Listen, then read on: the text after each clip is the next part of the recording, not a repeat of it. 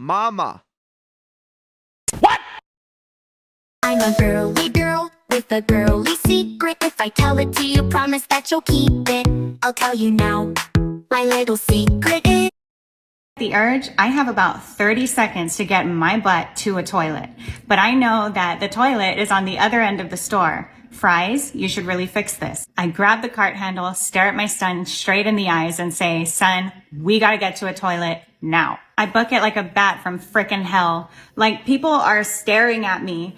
10 seconds, 20 seconds, 30 seconds later, then boom. I put my head down on the shopping cart handle and I can just feel that gushy, gooey goodness of just warm water, blood, loose stool.